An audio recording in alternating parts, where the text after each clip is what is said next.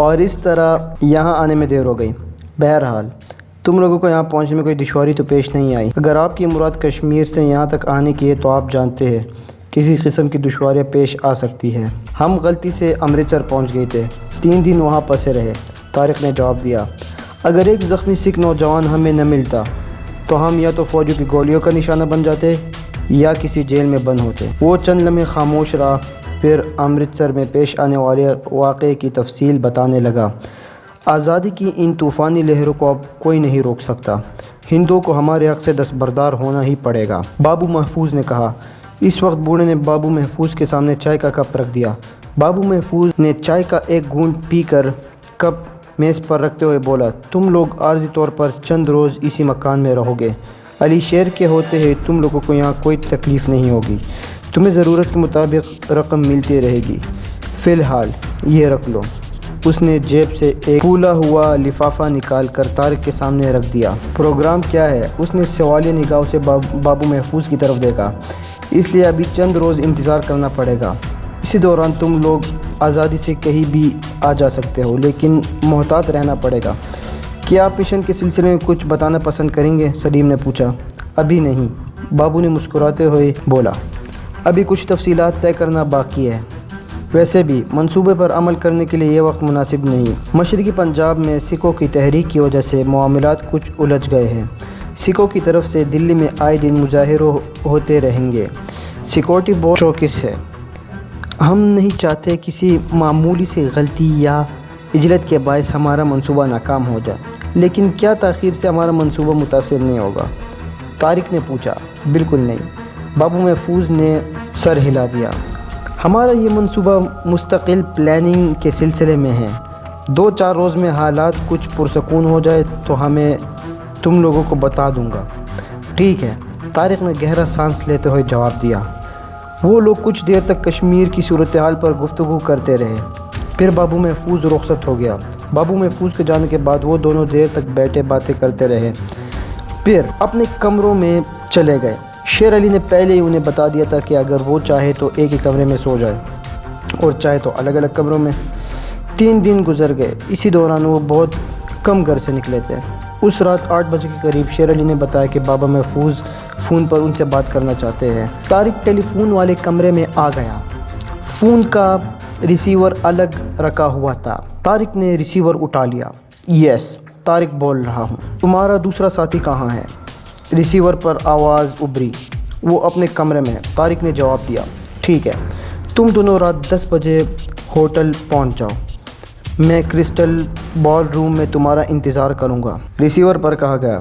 Hotel Oberoi, کسی بھی taxi آنے والے کو نام بتاؤ گے وہ تمہارا اوبرائے پہنچا دے گا، باقی وہی ہوں گے۔ دوسری طرف سے کہا گیا اور لائن بے جان ہو گئی۔ طارق نے ریسیور رکھ دیا اور سلیم والے کمرے میں آ گیا۔ شیر علی بھی وہی موجود تھا۔ اس نے سلیم کو بتایا کہ بابا محفوظ نے 10 بجے انہیں ہوٹل اوبرائے میں بلایا ہے، اور پھر وہ شیر علی سے اوبرائے کے بارے میں پوچھنے لگا۔ وہ ٹھیک 10 بجے اوبرائے پہنچ گئے۔ ہوٹل کی رونق اس وقت عروج پر تھی۔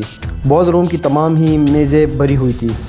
سامنے اسٹیج پر نیم عریاں لباس میں ایک رقاصہ ہیجان خیز موسیقی کی دھن پر رقص کر رہی تھی۔ طارق اور سلیم کرسٹل بال روم میں داخل ہو کر متجسس نگاہوں سے چاروں طرف دیکھنے لگے، لیکن بابو محفوظ کا چہرہ انہیں دکھائی نہیں دیا۔ وہ اسی تلاش کر رہے تھے کہ بائیں طرف کی میز پر بیٹھے ہوئے ایک لڑکی اٹھ کر ان کی طرف آنے لگی۔ پہلے ان کا خیال تھا کہ وہ لڑکی باہر جا رہی ہے، لیکن وہ دروازے کی طرف بڑھنے کے بجائے سیدھے ان کی طرف آنے لگی۔ اس کے ہونٹوں پر بڑی دلکش مسکراہٹ تھی۔ طارق کے اندازے کے مطابق اس کی عمر 21-22 کے لگ بھگ ہوگی۔ ماتھے پر چمکتی ہوئی بندیاں اسے ہندو گھرانے کافر ظاہر کر رہی تھی۔ نمسکار، اس نے قریب پہنچ کر باری باری ان دونوں کو پرنام کیا۔ اس کے ساتھ ہی اس کے ہونٹوں کی مسکراہٹ گہری ہو گئی۔ اگر میں نے غلط نہیں پہچانا تو آپ مسٹر طارق اور مسٹر سلیم ہیں۔ میں یہاں آپ ہی کا انتظار کر رہی تھی۔ ہمارا انتظار؟ طارق نے کہا۔ اس نے حیرت سے سلیم کی طرف دیکھا، پھر اس لڑکی کی طرف متوجہ ہو گیا۔ ہمارے نام تو وہی ہے جو آپ نے بتائے ہیں دیوی جی، لیکن آپ کو یقیناً غلط فہمی ہوئی ہے۔ ہم تو آپ کو بالکل نہیں جانتے، بلکہ کسی کو بھی نہیں جانتے۔ دلی میں بالکل اجنبی ہے۔ بھلا آپ کو ہمارا انتظار کیوں ہونے لگے گا؟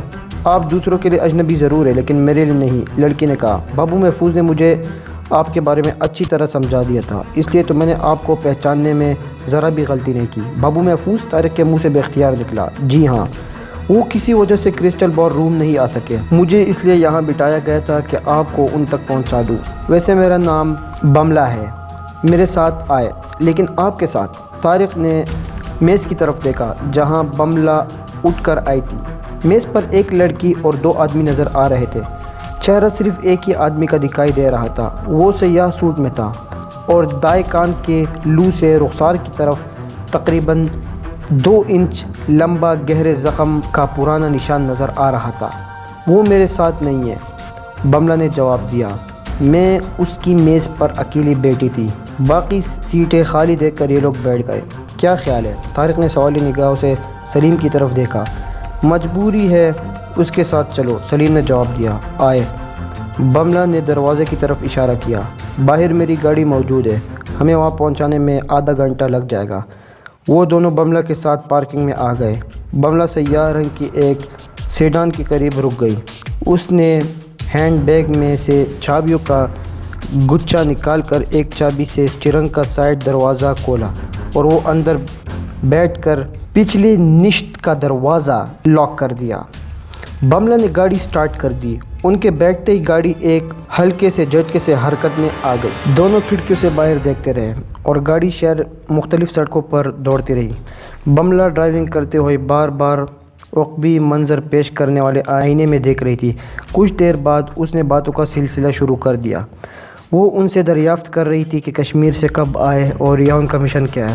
طارق اسے صحیح بتانا چاہتا تھا، لیکن دفعتاً اس کے ذہن میں خیال آیا کہ بملہ ہندو ہے۔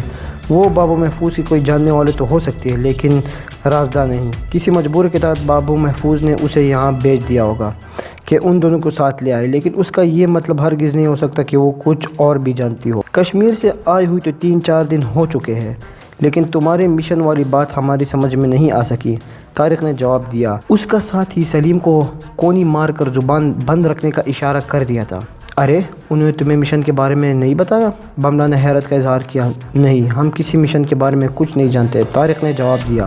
حیرت ہے، بملہ بولی۔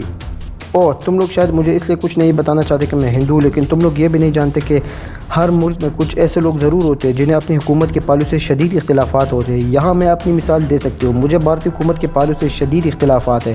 میں سمجھتی ہوں کہ حقدار کو اس کا حق ملنا چاہیے۔ کشمیر کے مسلمان برصغیر کی تقسیم کے وقت سے ہی کشمیر میں حق خوددار عدلیت کا مطالبہ کر رہے تاکہ وہ اپنا یہ فیصلہ سنا سکے کہ وہ بھارت کے ساتھ رہنا چاہتے ہیں یا پاکستان کے ساتھ، یا خود مختار ریاست قائم کرنا چاہتے ہیں۔ ویسے میں سمجھتی ہوں کہ کشمیری مسلمان بار بار اپنا فیصلہ سنا چکے ہیں۔ اسی طرح سکھ آزاد خالصتاً ریاست کے قیام مطالبہ کر رہے ہیں، یہ ان کا حق ہے۔ ہر قوم کو اپنی مذہب، تہذیب و تمدن اور اپنا کلچر کا تحفظ چاہتی ہے، یہ اس کا حق ہے، اور میں سمجھتی ہوں کہ انہیں اپنا حق ملنا چاہیے۔